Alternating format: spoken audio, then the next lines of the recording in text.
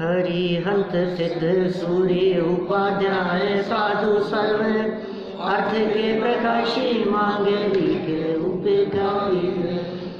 इनको स्वरूप जाने राग थे बड़ी जो भक्ति गाय को नमाई स्तुति को उचारी है। धन्य धन्य ते काज सब आज भये कर जोड़े बारे बारे वंदना हमारी है। मंगल कल्याण सुख ऐसो हम चाहते हैं। ओ मेरी ऐसी दशा जैसी तुम धारी है। ओ मेरी ऐसी दशा जैसी तुम धारी है। ओ मेरी ऐसी दशा जैसी तुम धारी है। क्षत्र चूड़ामणि नामक ये ग्रंथ और श्रीदत्त नामक सेठ डूबते हुए बच गए। अचानक नाव टूट गई और सभी डूबने लगे। डूबते हुएों को तिनके का सहारा, ये कहावत जगत में प्रसिद्ध है। उन्हें एक लकड़ी का टुकड़ा मिल गया और उसका सहारा लेकर वे किसी अन्य नए द्वीप पर जो अपरिचित था, जहाँ किसी को जानते नहीं थे, ऐसे द्वीप में वे पहुँच गए। और भले ही धन सब कुछ चला गया हो, लेकिन फिर भी जीवन बच जाने की वजह से चित्त में अत्यंत प्रसन्नता हुई। देखिए, धन चला गया लेकिन जीवन बच गया। ये तत्वज्ञान ऐसा है कि उस विपरीत कठिन परिस्थिति में भी उन्हें आनंद की अनुभूति हुई कि चलो जीवन बच गया, धर्म आराधना हम कर सकेंगे। अब आत्म संबोधन, अपने आप को संबोधन कर रहे हैं। सो देखो 22 नंबर श्लोक, श्रीदत्त सेठ का आत्म संबोधन। तृष्णाग्नि दह्यमानस्त्वं मूढात्मन् किं नु मुह्यसि लोकद्वयहित ध्वंसोर्न हि तृष्णारुषोर्भिधा। अरे मूढ़ात्मन, तृष्णा रूपी अग्नि में जलता हुआ तू क्यों मोह को प्राप्त होता है। देखो, कदाचित अंदर में खेद का भाव आ रहा हो ना, सब खत्म हो गया। अपने आप को ही संबोधन कर रहे हैं। शांति का आधार क्या है? वो कह रहे हैं अरे मूढ़ आत्मन। किसको कह रहे हैं? स्वयं को ही कह रहे हैं। कौन कह रहा है? श्रीदत्त सेठ। तृष्णा रूपी अग्नि में जलता हुआ, ये तृष्णा रूपी अग्नि क्या है? इच्छाओं के जो ज्वाला अंदर में जल रही है, ये मिल जाए, ये क्यों हो गया है? ये प्राप्त हो जाता तो अच्छा रहता। अरे सारी मेहनत बेकार चले गई यार, क्या करूं मैं? ये जो पीड़ा हो रही है अंदर में, ये तृष्णा की अग्नि से जल रहा है।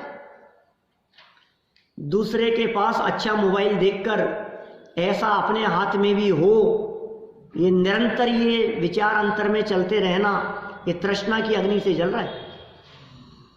दूसरे की गाड़ी देखकर, दूसरे का मकान देखकर, बंगला देखकर, दूसरे के वैभव और संपत्ति को देखकर अंदर में जो चल रहा है, जो आग जल रही है, चाहिए चाहिए चाहिए चाहिए, इस आग का नाम है तृष्णा। और इस तृष्णा की अग्नि में ये जीव जलता रहता है। ये तृष्णा जलाने का काम करती है।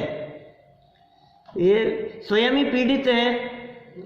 संपत्ति की कमी किसी जीव को दुखी नहीं करती, लेकिन संपत्ति के कमी होने पर, अल्प होने पर हृदय में जो तृष्णा भाव वर्तता है, वो इस जीव को दुखी करने में समर्थ होता है। व्यक्ति अपनी इच्छाओं से दुखी है, दूसरा दुखी नहीं कर रहा है। आपकी अपेक्षाओं से दुखी है। आपको जो अपेक्षा है ऐसा होना चाहिए, ये अपेक्षा, ये इच्छा। देखो, इच्छा और तृष्णा में फर्क है। इच्छा जब कोई एक विशाल विकराल रूप धारण कर लेती है तो वो तृष्णा बन जाती है।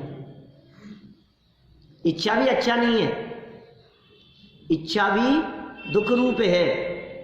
लेकिन इच्छा जब बहुत बढ़ गई, किसी धन के लिए, पैसे के लिए इच्छा बहुत बढ़ गई, ये तृष्णा की खाई ये कभी बढ़ती नहीं है। तृष्णा इतना बड़ा गड्ढा है खूब भरने का प्रयास किया, लेकिन आज तक कभी ये तृष्णा को खाई की उपमा दी है। युग युग से इच्छा सागर में, माने देखो इच्छा और इच्छा सागर। इच्छा किसी भी वस्तु को प्राप्त करने की चाह, उसका नाम होता है इच्छा। कुछ भी करने की तमन्ना, उसका नाम है इच्छा। लेकिन वो इच्छा इस हद तक दिमाग पर चढ़ गई कि वो तृष्णा बन गई। इच्छा जब समुद्र रूप दिखाई देती है तो वो तृष्णा बन जाती है। बहुत सुंदर छंद है। युग युग से इच्छा सागर में प्रभु गोते खाता आया हूँ, और पंचेंद्रिय मन के षट रस तज अनुपम रस पीने आया हूँ। और वो इसके ऊपर की 2 लाइनें,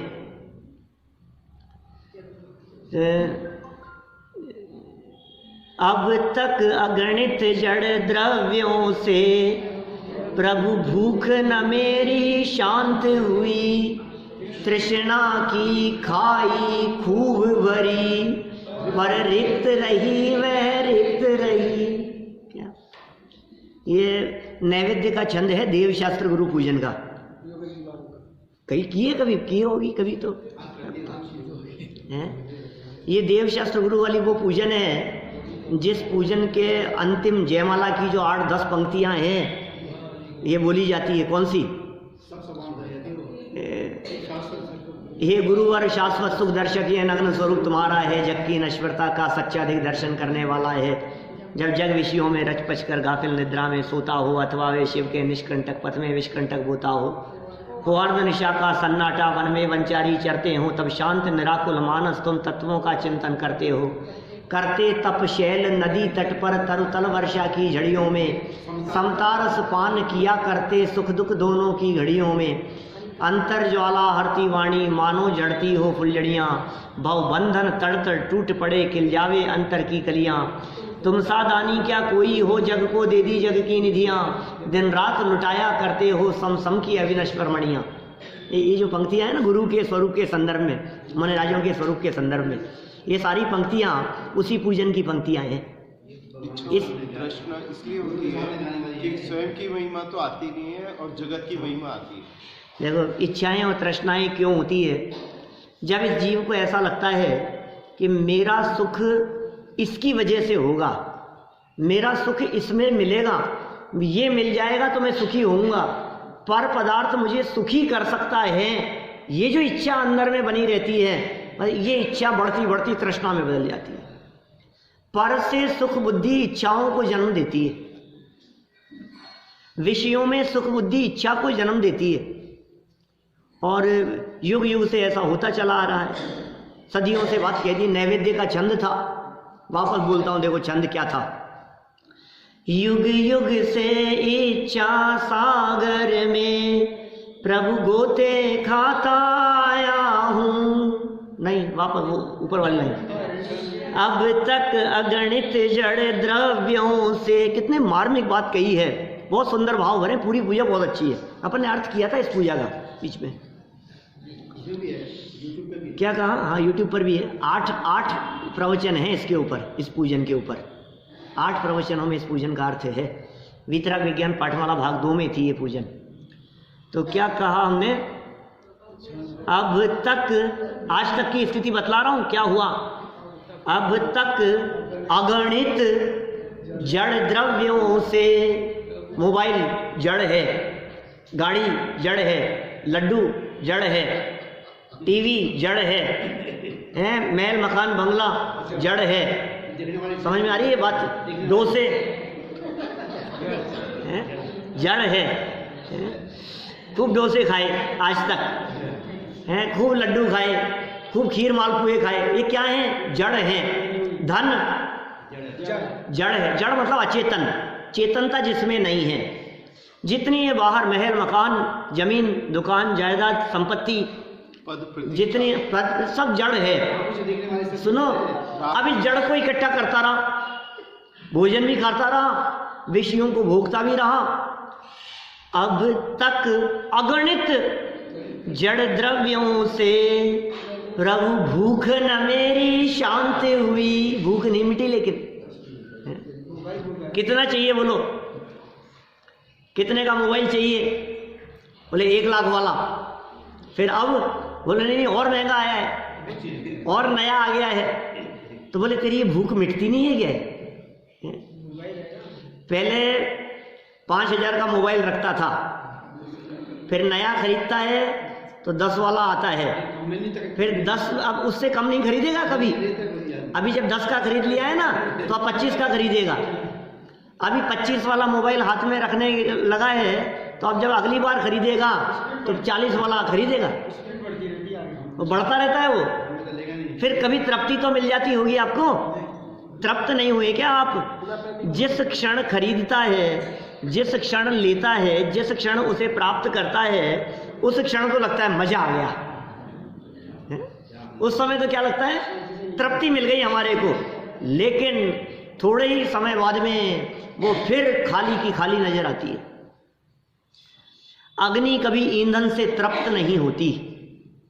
बोलो, अग्नि है, आग जल रही है, उस जलती हुई आग में हम ईंधन डाल रहे हैं। ईंधन कुछ भी हो सकता है, घी भी हो सकता है, लकड़ी भी हो सकती है। उसको जलने के लिए कोई भी जो ज्वलनशील पदार्थ है वो ईंधन कहलाता है। हमने गैस जला दी, जली हुई है, जल रही है, और तो अब वो कब तक जलती रहेगी? कब तृप्त हो जाएगा वो गैस जलते हुए ईंधन से? कभी तृप्त नहीं होगा। ईंधन नहीं डालोगे तो बुझेगी, और ईंधन डालते रहोगे तो वो सैकड़ों, हजारों, लाखों वर्षों तक जलती रहे, जलती रहे, जलती रहे। इसी तरह से अंदर में जो इच्छा रूपी ज्वालाएं हैं ये कब तक जलती रहेंगी? जब तक आप इच्छाओं की पूर्ति करते रहेंगे। इच्छाओं की पूर्ति, इच्छाओं को जीतने का उपाय नहीं है। इच्छाएं उत्पन्न ही ना होना ये सुखी होने का उपाय है। युग युग से नहीं बाप भाई, अब तक अगणित जड़ द्रव्यों से प्रभु भूख न मेरी शांत हुई। अब यहाँ नैवेद्य का छंद है ना, तो कोई व्यक्ति ऐसा समझे कि यहाँ जो बात कही जा रही है ये लड्डू, पेड़े, मावा, मिष्ठान के लिए बात कही जा रही होगी। कितना खाया है जन्म से, पेट आज तक कभी भरा नहीं है, खूब जड़ द्रव्यों से भूख नहीं मिटी। कि नहीं नहीं, भूख किसे कहा है? ये तन की भूख तो मिट जाती है, मन की भूख नहीं मिटती। क्या? ये शरीर की भूख तो मिट जाती है, लेकिन जो भूखा है ना अंदर में, इच्छाएं जो जल रही हैं। देखना दूसरी लाइन में, पहली लाइन क्या कही? वापस याद हो जानी चाहिए लाइन, आर्यों को तो याद ही है ना? युग युग से इच्छा सागर में प्रभु गोते खाता आया हूँ। नहीं, कहाँ यार, तीसरी लाइन क्यों आ रही है बार बार? पहली लाइन क्या है? अब तक अगणित जड़ द्रव्यों से प्रभु भूख न मेरी शांत हुई।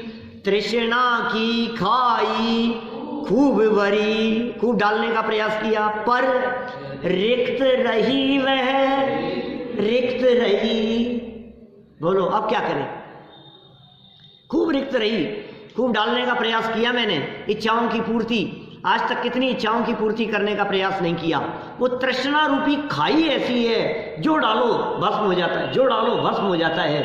तो यहाँ श्री दत्त सेठ अपने आप को संबोधित कर रहे हैं। संबोधित करते हुए क्या कह रहे हैं? तृष्णा रूपी अग्नि से जलता हुआ तू क्यों मोह को प्राप्त होता है? क्यों जल रहा है इस आग में? अपने आप को कह रहा है हे मूढ़, मूढ़ आत्मन। कौन कहेगा? अपने आप को मूर्ख कहने वाला कौन होगा? बोलो, अपनी गलती दिखती है कभी? अपने आप को मूढ़ समझते हैं हम, ये मेरी मूर्खता है, ये मेरी गलती है, ये कितनी बड़ी गलती की मैंने, ये क्रोध, ये कषाय, ये जो कुछ भी है मेरी मूढ़ता है। अरे मूढ़ आत्मन, नीतिकारों की बात कह रहे हैं, नीति भी है, विचार कर रहा है श्री दत्त सेठ, लेकिन बात ऐसी है जो सारे जगत पर लागू होती है। अरे मूढ़ आत्मन, तृष्णा रूपी अग्नि से जलता हुआ तू क्यों मोह को प्राप्त होता है? निश्चय से इस लोक और परलोक संबंधी हित के नाश करने वाली तृष्णा और क्रोध में कुछ भेद नहीं है। क्रोध क्या क्या अनर्थ नहीं कर देता है, ये गुस्सा क्या क्या विनाश करने में समर्थ नहीं है, निश्चय से क्या क्या इस लोक में भी खत्म कर देगा आपको और परलोक में भी खत्म कर देगा। ये क्रोध कितना नुकसान करने वाला है। अरे क्रोध पर क्रोध क्यों नहीं करता, पीछे पीछे नीतिकारों ने कही थी बात। तो दूसरे के ऊपर इसलिए क्रोध करता है कि इसने मेरा बुरा किया है, लेकिन तेरा स्वयं का क्रोध तेरा स्वयं का ज्यादा हित करने वाला है। बोल, पहले किसका बुरा करना? स्वयं का बुरा करना, उस क्रोध का बुरा करना। इस लोक और परलोक संबंधी हित का नाश करने वाले तृष्णा, तृष्णा भी दोनों का नाश कर देगी, परलोक और इस लोक का। और क्रोध भी, इनको में फर्क ही नहीं है। ये नहीं साहब, क्रोध तो अलग चीज है, तृष्णा अलग चीज है, कि बर्बाद करने के लिए दोनों एक जैसे हैं। खत्म कर देने के लिए तृष्णा और क्रोध दोनों एक समान ही हैं। देखिए जरा क्या कहते हैं, हे मूढ़ात्मन, तृष्णा रूपी अग्नि से जलने वाला तू व्यर्थ ही पुनः पुनः मोह और लोभ क्यों कर रहा है? बार बार लोभ क्यों कर रहा है? अरे चला गया, तकलीफ तो होती ही है, पीड़ा तो होगी ना, दुख तो होता ही है, ऐसा ऐसा सोचकर क्यों सोच रहा है? इस लोक और परलोक संबंधी हित के नाशक तृष्णा और क्रोध में कुछ भी अंतर नहीं है। इस लोक और परलोक संबंधी हित, अभी भी तेरा भला हो सकता है, परलोक में भी तेरा भला होगा। इस हित का नाशक, नाश करने वाला, नाशक, ये जो क दिया जाता है ना, नाशक, बाधक, साधक, क जो आता है ना बेटा, उसका अर्थ क्या होता है उन शब्दों का? जैसे नाशक, तो नाश क माने करने वाला, क जहाँ दिखे लास्ट में 99% ऐसा समझना, कोई नियम नहीं है कोई व्याकरण का, इस तरह का नियम के अनुसार बात नहीं कर रहा, लेकिन जहाँ क अंत में दिखे वो उस कार्य को करने वाले के अर्थ में प्रयोग किए जाते हैं। इस तरह से शब्द बने हैं। तो साधक किसे कहेंगे? साधना करने वाला।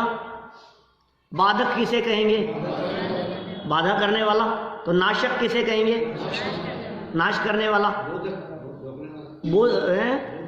बोधक किसे कहेंगे? बोध करने वाला। ठीक है ना? ऐसे ऐसे कितने बहुत सारे शब्द लगा सकते हो आप इस तरह के। और बताओ। सेवक, सेवक सेवा करने वाला। ज्ञायक ज्ञान करने वाला। दाहक दहन करे अग्नि को, दाहक तो दाह्य करने वाला, जलाने वाला, वो दाहक। नायक नेतृत्व करने वाला, वो नायक। चिंतक चिंतन करने वाला है। कितने शब्द मिल गए इस तरह के? क्या समझ में आ रही है बात? चेतक, चेतक तो नाम है। चलो, चेतन रहने वाला। पालक पालन करने वाला। पाठक पठन करने वाला। चलो बहुत सारे हो गए। हाँ चलो, अब क्या समझ में आ गई है आपके? तो यहाँ क्या कह रहे हैं? हित के नाशक, भलाई का नुकसान पहुंचाने वाला। तृष्णा और क्रोध, इनमें कोई अंतर नहीं है। विशेषार्थ पढ़ें। श्रीदत्त सेठ धन के लोभ से निवृत्त होना चाहते हैं। भाई उनके मन में आखिर ये जो चल रही है थोड़ा बहुत जो लोभ सता रहा है, अभी गृहस्थ दशा है, नुकसान हुआ है, तो मन में विचार आते हैं यार ये नुकसान हो गया, तो अपने आप को समझा रहे हैं कि ज़्यादा दिमाग मत लगा, जो हो गया। अब तो काय को चलता है इसमें यार, जितना जाना था उतना चला गया, जो बच गया उसमें आनंद मना, अभी पूरा ही चले जाता तो क्या होता। तो विचार चिंतन है, धैर्य धारण करने के लिए चिंतन कर रहे हैं। लोभ से निवृत्त होना चाहते हैं क्योंकि अभी अभी धन के लोभ के कारण ही प्राण घातक संकट का सामना करना पड़ा था। प्राण घातक, घातक घात करने वाला, प्राण घातक, प्राणों का घात कर देने वाला ऐसा संकट आ गया था जो प्राणों का घात कर रहा था।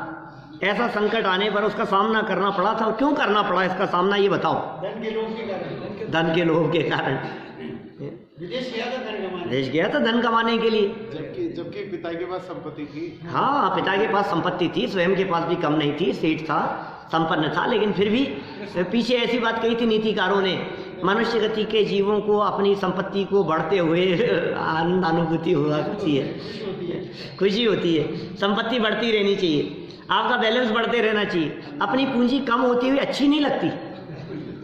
बैंक बैलेंस कम होता हुआ दिखे ना तो थोड़ा माथे पे ऐसे सल पड़ जा रही, कम कम हो रही है। अपने पास जो स्टॉक था बचत किया हुआ, इतना तो पहले ही था, इतने तो हमने पहले ही जोड़ लिए थे, अब ये कम कैसे हो गया, ये वापस इतना तो होना ही चाहिए, ऐसा सोचता है व्यक्ति। अतः वे विचार करते हैं कि जैसे क्रोध कषाय से इस लोक और परलोक में जीव का अहित होता है, क्रोध से अहित होता है ना, कैसे? क्रोध कर मरे और मारे ताई फांसी होए, किंचित हूँ मारे तो हूँ जाए जेल खाने में, जो कबू निबल भये हाथ पांव टूट गए और ठोर ठोर पट्टी बंधी पड़े सफा खाने में। और पीछे से कुटुंबी जन हाय हाय करत फिरे, जाए जाए पैरों पड़े तहसीलरू थाने में। क्या हाथ पांव जोड़ते हैं जा जा करके, क्या हालत होती है। ये थोड़ा बहुत क्रोध करने से, किंचित किए ते क्रोध ऐसे दुख होत भ्रात, होते हैं अनेक गुण जरा गम खाने में। थोड़ा गम खाओ, थोड़ा धैर्य रख लो। देखो, यदि सामने वाले ने तुम्हारे को कोई बात कही है और स्वयं अपने अपने ऊपर लागू करना, सभी मनुष्य गति के जीव हैं हम लोग, तो यदि हमारे ऊपर किसी व्यक्ति के द्वारा कोई शब्द कह दिए गए तो क्या कहा, होते हैं अनेक गुण जरा थोड़ा गम खाओ, थोड़ा सा खा लो आप, बस फिर सब शांति है। क्या इतना सही चक्कर है बस। आपने इधर से जवाब दिया, फिर उधर से जवाब आया, फिर इधर से जवाब दिया, फिर उधर से जवाब आया, फिर इधर से, अब ये तो फिर क्या करो, थोड़ा गम खाओ कोई बात नहीं। ये कह रहे हैं क्रोध कषाय से यही लोक और परलोक में जीव का अहित होता है, वैसे ही लोभ कषाय से भी जीव का अहित होता है। क्या बेटा? लोभ से भी अहित होता है। क्रोध से तो अहित होता हुआ सारा जगत कहता है, लेकिन लोभ क्या कम अहित कर देता है? निर्लोभी का अर्थ ये नहीं है कि आप पैसा पानी की तरह बहा रहे हो, ऐसा भी अर्थ नहीं है। लेकिन लोभ का अर्थ ये है कि आप योग्य कार्यों में भी खर्च न करना चाहें, जहां आवश्यकता लग रही है वहां भी आप पैसा खर्च ना करें। ठीक है ना? एक होती है जरूरत और एक होती है इच्छा। तो जरूरतों की पूर्ति तो गरीब से गरीब व्यक्ति की भी हो जाती है, और इच्छाओं की पूर्ति तो महाराजा सम्राटों की भी नहीं होती है। बोलो, इसलिए आवश्यकताओं की पूर्ति उतनी इच्छा तक, वो इच्छा गृहस्थ दशा में योग्य है, लेकिन जो इच्छाएं हैं आपकी तृष्णा का रूप जिसने धारण कर लिया है, वो तो सम्राटों की भी पूरी नहीं होगी। फिर तो आप कितना भी कुछ भी करते रहो, वो अंत नहीं है उस चीज का, तृष्णाओं का कहीं अंत नहीं होता। लोभ वो तृष्णा ही है। कषाय कहते ही हैं उसे जो जीव को कसे अर्थात दुख दे। कषाय की क्या परिभाषा है भाई? साध्य कषाय किसे कहते हैं? जो आत्मा को कसे अर्थात दुख दे उसे क्या भैया? वो तो मैंने साध्य से पूछ लिया। पूछना तो आप लोगों से चाहिए था, बड़ों से। क्या मास्टर साहब? क्या? क्योंकि बच्चों को तो पढ़ाया ही नहीं है, वो तो क्या कितना पढ़ा होगा उन्होंने, तो कितने छुट्टियों में पढ़ाया, तो असली में तो आप लोगों को है। जिनको पढ़ाया है पूछना तो उनसे चाहिए। जो आत्मा को कसे अर्थात दुख दे उसे कषाय, कस रही है वो क्रोध, ये कस रहा है आत्मा को, जकड़ा जा रहा है आत्मा क्रोध के कारण। मान, मायाचार और लोभ, ये चार कहिए कषाय, क्रोध, मान, माया और लोभ, ये जकड़ रही हैं आत्मा को, ये कस रही हैं, इसलिए इन्हें कषाय कहते हैं। आशा ही सुखनाशक। लो, अभी तृष्णा को जलाने वाला कहा था, अभी ये कहा सुख का नाश करने वाली है। ये तृष्णा जलाती तो है, लेकिन किसको? अपने सुखों को। ये इच्छा की खाई भरने की जो बात कही ना आपने, तृष्णा की खाई खूब भरी, भरी क्या? रिक्त रही, खाली की खाली बनी रही। ते आशा और इच्छाओं को ये दुख सुख का नाशक और दुख स्वरूप यहाँ कह रहे हैं। देखिए, लोकद्वय हितायात्म नैराश्य निरतो भव, धर्म सौख्यच्छिदाशाते तरुच्छेद फलार्थिनाम। हे आत्मन, संबोधन वही चल रहा है अपने आप को। हे आत्मन, तू दोनों लोकों के हित के लिए, दोनों लोक तो तीन है ना, ये लोक और परलोक, लोक तो तीन होते हैं, अभी वाला और आगे वाला, दो लोग कह रहे हैं यहाँ, एक इहलोक एक परलोक। ये कौन से लोक हैं? तीन लोक में इहलोक कौन सा लोक होता है? तीन लोक में परलोक कौन सा लोक होता है? बच्चे सोच सकते हैं ऐसा? तीन लोक में एक तो ऊर्ध्व लोक है, मध्य लोक है, अधोलोक है। अभी इहलोक और परलोक क्या है? इह मतलब यह है, इस दुनिया में, जिस दुनिया में हम जी रहे हैं, ये इहलोक। और परलोक कहते हैं परलोक सिधार गए, कहते हैं ना, ये तो परलोक सिधार गए। क्या दूसरों को स्वर्ग पहुंचाने वाले स्वयं स्वर्ग की तैयारी करने लगे, परलोक की तैयारी कर। परलोक कहाँ है ये?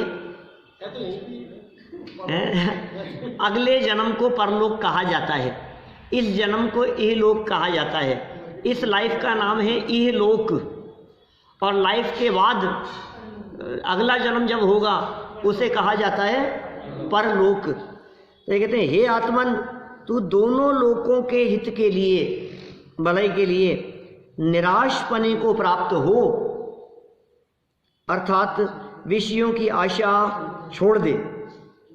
क्या कह रहे हैं? दोनों के प्रति निराशपने को प्राप्त हो। ये उपदेश देखो, निराश का उपदेश दे रहे हैं। अब दुनिया में निराश को अच्छा नहीं माना जाता। अरे निराश बैठे रहने में कोई सार नहीं है, आप क्यों निराश बैठे हैं? ये कह रहे हैं, आशा को छोड़ दे, ये अर्थ है। विषयों की आशा छोड़ दे, विषयों की तृष्णा को छोड़, संयम की साधना में चल पड़ आदि कुमार।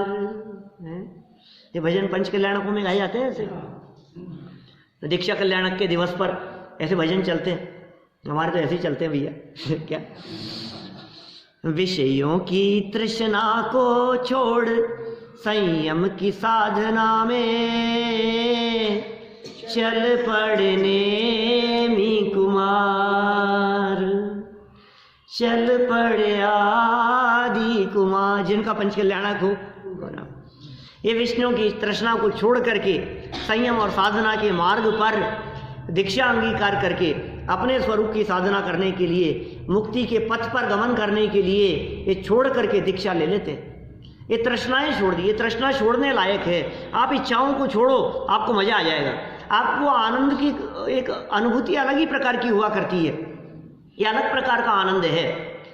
विषयों को भोगने के आनंद की तुलना में उसके त्याग का आनंद कुछ विशेष प्रकार का होता है। कभी त्याग करके देखो, कभी नियम लेकर के देखो, उस प्रतिज्ञा और नियम को दृढ़ता से निभा करके देखो, आपको उसको निभाने पर जो अंदर में आनंद की अनुभूति होगी वो कुछ अपूर्व आनंद होगा। मजा आ गया, ऐसा अंदर से लगेगा आपको, आप फील करेंगे इस चीज को। ये काम करने की मेरी बहुत इच्छा थी, मैंने इसको जीत लिया। उसको जीतने का बहुत बड़ा आनंद होता है। नहीं, मैं तो ये सीरियल देखे बिना रह नहीं सकता, लेकिन आज चतुर्दशी है, आज नहीं देखूंगा। पर देखो कुछ कोई फर्क नहीं पड़ा, मैं तो नहीं देखा। मैंने कल थी ना चतुर्दशी, मैंने कभी कभी ऐसा आप प्रतिज्ञा लेकर के देखो, लेकिन किसके लिए? विषयों की तृष्णा को छोड़, ये आनंद लेकर के देखो जरा इसका। इच्छाओं की पूर्ति तो आज तक हमेशा करते ही रहे हैं, और होगी तो होगी और नहीं होगी तो नहीं होगी, ये तो जगत में जैसा होता है। लेकिन पूर्ति के लिए आज तक अनेक बार दौड़ते रहे हैं। आज किसी विषय की इच्छा अपने मन में उत्पन्न हुई, एक बार आप उस इच्छा को जीत कर देखो और फिर उसका आनंद देखो। रो रो करके नहीं जीतना। क्या अरे यार चलो यार अब कोई बात नहीं, अब नहीं तो ऐसा नहीं, नहीं कोई बात नहीं, मुझे ज़रूरत नहीं। आज ये मेरी डोसे खाने की बहुत इच्छा थी और आज मना कर दिया मम्मी ने, चलो कोई बात नहीं रहने दो। अब ये जो बहुत इच्छा थी ना कि आपने जीत लिया उसे। क्या आज बहुत मन था, काफ़ी समय हो गया डोसे नहीं खाए। क्या आज बर्थडे है आर्यम, बना लें डोसे। क्या आपने कहा कि नहीं यार रहने दो आज नहीं सही। तो कभी कभी करके देखो ऐसा प्रसंग पर, आप इस तरह से उस चीज़ को जीत कर देखो तो आपको वो आनंद एक अपूर्व आएगा। ये बात यहाँ कह रहे हैं, छोड़ दे।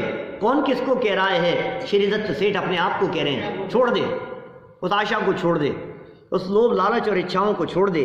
क्योंकि फलार्थी पुरुषों के वृक्ष के नाश समान, फलार्थी पुरुष फल के जो अर्थी हैं, फल प्राप्त करने की इच्छा रखने वाले पुरुषों के वृक्ष के नाश समान, अर्थात जो फल तो चाहते हैं और वृक्ष को काट रहे हैं, उन पुरुषों के समान तेरी विषयों के संबंध की आशा धर्म और सुख का नाश करने वाली है। ओहो, तू सोच रहा है कि मैं इन इच्छाओं के होने से सुखी हो जाऊंगा, मेरे मन में ये काम करने की इच्छा हुई और ये हो जाए तो मैं सुखी हो जाऊंगा। लेकिन भाई तेरी आशा, तेरी इच्छाएं, तेरे चित्त में उत्पन्न होने वाले धर्म और उत्पन्न होने वाले सुख दोनों को काट रही है। क्या तेरी ये तृष्णा तेरे सुख को काट रही है। बोलो कितनी बड़ी बात कह रहे हैं ये। तू चाहता तो है सुख, सुख रूपी फल चाहता है और पेड़ को काट रहा है। आम के फल चाहता है कि हमेशा मिलते रहे और पेड़ को काट रहा है। तो कहाँ से मिलेंगे तुझे? कि नहीं मैं पेड़ काट दूंगा ना तो ये पेड़ पूरा का पूरा नीचे आ जाएगा और नीचे आ जाएगा तो मुझे आम मिल जाएंगे। ये अरे मूर्ख, तुझे आज तो मिल जाएंगे, लेकिन तू परमानेंट यदि सुखी होना चाहता है तो इसको काटने का प्रयास मत कर।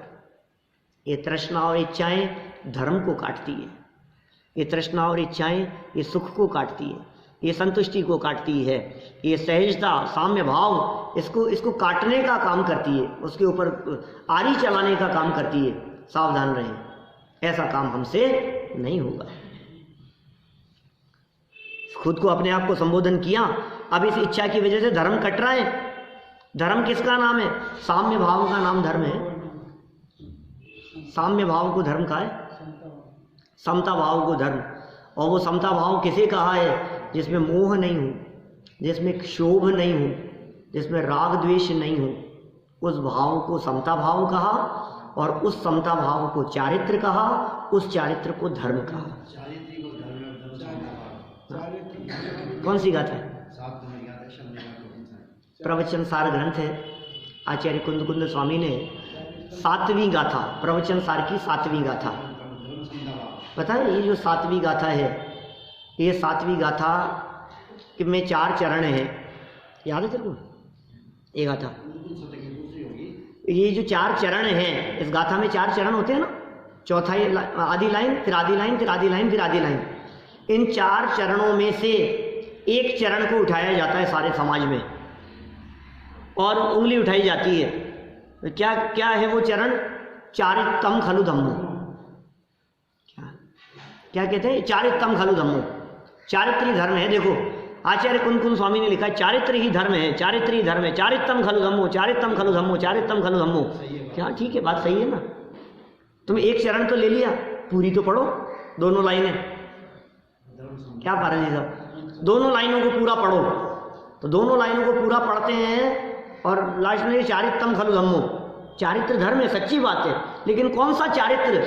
तो उन्होंने कहा साम्य भाव का नाम चारित्र है। और साम्य भाव किसे कहते हैं? तो पहली लाइन में उन्होंने कहा मोह और राग द्वेष से रहित परिणाम वो साम्य भाव है, वो समता भाव है और उस समता भाव का नाम चारित्र है और वो चारित्र वास्तव में धर्म है। समझ में आ रही है बात? माने आचार्य देव किस चारित्र की बात करना चाह रहे हैं और आप किस चारित्र की बात समझ रहे हैं? कुंदाचार्य देव कह रहे हैं कि चारित्र धर्म है, और आप ये कह रहे हो ये छोड़ो, इसका त्याग करो, छोड़ने ये छोड़ने से होगा। अरे राग द्वेष छूटेंगे तो ये तो सब छूट ही जाएगा। असली छोड़ने योग्य क्या है? हे गेय उपादेय। ये जो पर द्रव्य है, धन संपत्ति महल मकान है, ये कौन सा तत्व है? तत्व कौन सा है 7 तत्वों में से? घर बार महल मकान 7 तत्वों में से तत्व कौन सा है बेटा? अजीब है। घर बार महल मकान अजीब तत्व है। अजीब तत्व हे होता है, गे होता है कि उपादेय होता है? गे होता है। अभी अजीब जो गे था उसको हमने हे बना दिया। ये छोड़ो छोड़ो छोड़ो। अरे राग द्वेष छोड़ो, उसका नाम चारित्र है। हिंदी पद्यानुवाद गाथा का याद होगा सभी को, याद है? चारित्र ही बस धर्म है, वह धर्म समता भाव। चारित्र ही बस धर्म है, चारित्रम खलु धम्मो, उसका अनुवाद है। चारित्र ही बस धर्म है, वह धर्म समता भाव है। द्रग मोह क्षोभ विहीन। मोह और क्षोभ का अर्थ मोह राग द्वेष। द्रग मोह क्षोभ विहीन, निज परिणाम समता भाव है। क्या? मोह और क्षोभ से रहित, मोह राग द्वेष से रहित अपना परिणाम वो समता भाव है। वो समता भाव, वो चारित्र है, वो धर्म है। ये कह रहे हैं ये धर्म, निर्लोभी हो जाओ। ये तुम्हारे समता भाव का नाश कर देगा। ये समता भाव से रहने नहीं देगा तुम्हारा ये लोभ। ये तृष्णाएं तुम्हारे को जीने नहीं देगी। तुम्हारी हैबिट्स यदि सुधरी नहीं तो तुम कितने दुखी होंगे तुम कल्पना नहीं कर सकते। ये जो तुम्हारी तृष्णाएं है ना, ये तो चाहिए, ये तो चाहिए, बस ये और मिल जाए, बस ये और मिल जाए, बस इसके बाद कुछ नहीं, एक बार ये चीज़ मिल जाए, बस ये चीज़ मिल जाए, बस फिर वो आ गई, फिर नहीं, फिर नहीं, फिर नहीं, फिर नहीं। तो ये है अंत इसका। आप लाइफ टाइम दुखी रहेंगे। हम इसलिए आपको नहीं कह रहे हैं, या आप इसलिए अपने बच्चों को नहीं कहते हैं कि आप दिला नहीं सकते हैं। बात यह है कि यदि आपकी आदतें यदि गलत पड़ी है तो वो हम रहें चाहे न रहें, आप जीवन भर उस आदत की वजह से दुखी हो जाएंगे। इसलिए सावधान है, अपनी आदत को सुधारने का प्रयास करें, कंट्रोल करने का प्रयास करें। देखो क्या कह रहे हैं, सरल अर्थ पढ़ें अपन आगे। जिस वृक्ष से फल चाहते हैं, जिस वृक्ष से फल चाहते हैं, उसी वृक्ष को काटने के समान क्या है? तेरा धन लोभ धर्म और सुख का नाशक है। क्या? उसी को काट रहा है। ये धर्म तो वो वृक्ष है, ये धर्म तो उस पेड़ के समान है जिस पेड़ पर साम्य भाव और सुख रूपी फल लगते हैं। धर्म रूपी वृक्ष के ऊपर सुख रूपी फल लगते हैं। धर्म पेड़ है और फल लग रहे हैं सुख, शांति, क्षमा, मार्द वार्जव, ये सब फल हैं उसके। उस वृक्ष के ऊपर लगे हुए फल हैं। शांति है, सहजता है, सरलता है, आनंद है, संतुष्टि है, ये सब फल लगे हुए हैं। अब जो काट रहा है, अब इसे अंदाजा नहीं है, इसकी इच्छा, तृष्णा, आकांक्षाएं, ये सब उस धर्म रूपी वृक्ष की जड़ों को काटती हैं। अब ये धर्म की जड़ें कट रही है और ये सोच रहा है मेरा काम हो रहा है ना, काम हो रहा है ना। अरे काम तो हो रहा है तेरा, लेकिन वो इसका फ्यूचर क्या होगा वो नहीं दिख रहा है। काम पुण्य की वजह से हो रहा है। अतएव इसलिए अब क्या करूं ये बता दो आप। अतएव हे आत्मन, हे श्री दत्त सेठ, हे संजीव, हे अजय, हे आर्यव, सब अपना अपना नाम लो। हे आत्मन शब्द की जगह सब अपने अपने मन में अपना अपना नाम लो। धर्म रूपी वृक्ष की जड़ें न काटनी हो, जिस वृक्ष के ऊपर सुख लगते हैं उस वृक्ष को न काटना हो, तो हे संजीव, क्या दोनों लोकों में आत्म कल्याण के लिए विषय भोग एवं धन की इच्छा को छोड़कर निर्लोभ आत्म स्वभाव का आश्रय ले। बोल, चाहता है तू सुखी होना चाहता है? जो सुख चाहो परमानेंट, बात सुनो 100%। क्या विषयों में सुख नहीं है, आत्मा में सुख है। पर में सुख नहीं है, अपने में सुख है। बाहर के संसार में क्यों ढूंढे हैं सहारा, तेरे सागर का तेरे भीतर है किनारा। बाहर के संसार में सहारा खोजता है, यहाँ सुख मिल जाएगा, यहाँ सुख मिल जाएगा, और सुख प्राप्त करने के लिए कहाँ कहाँ भागता है, कहाँ कहाँ दौड़ता फिरता है। कस्तूरी तो नाभि में है, वन वन काहे डोले रे। बहुत पुराने रमेश जी गाया करते थे भजन, लवाण वाले हैं ना, जानते होंगे बहुत सब लोग, सांगाने रहते हैं। तो जब यहाँ रहते थे, वो 25-30 साल पुरानी बात होगी, बहुत गाया करते थे ये भजन। कस्तूरी तो नाभि में है, वन वन काहे डोले रे। आगे की लाइन क्या है पता नहीं,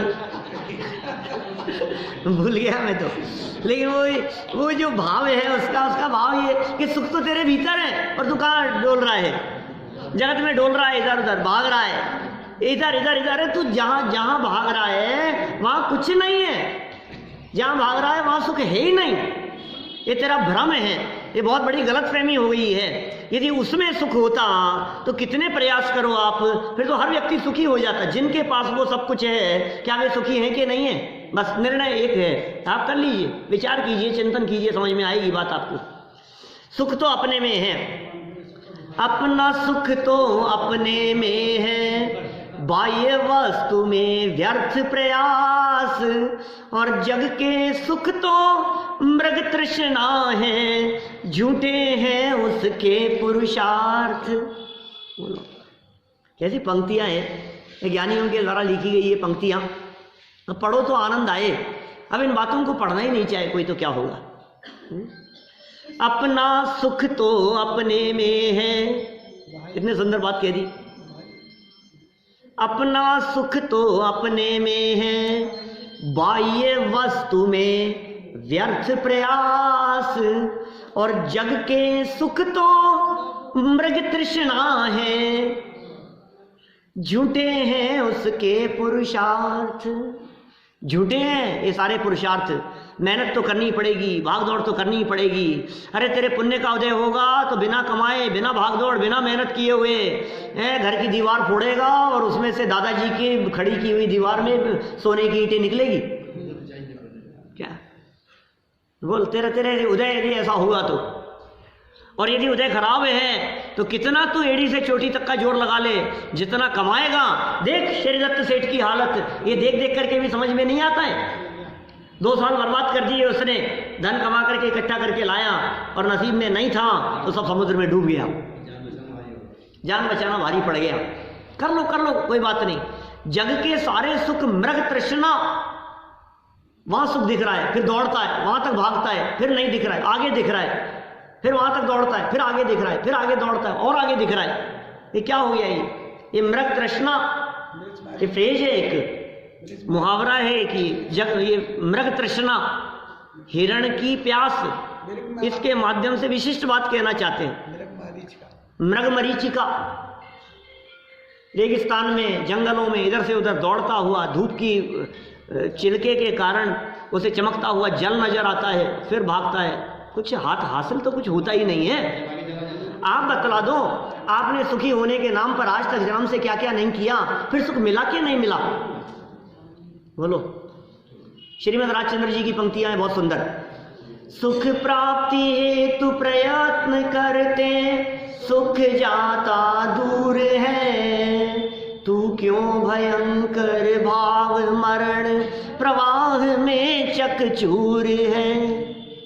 कितने सुंदर लाइनें लिख दी उन्होंने।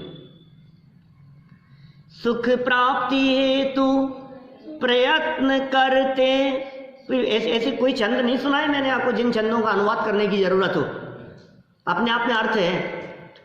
सुख प्राप्ति हेतु प्रयत्न करते, सुख जाता दूर है, तू क्यों भयंकर भाव मरण।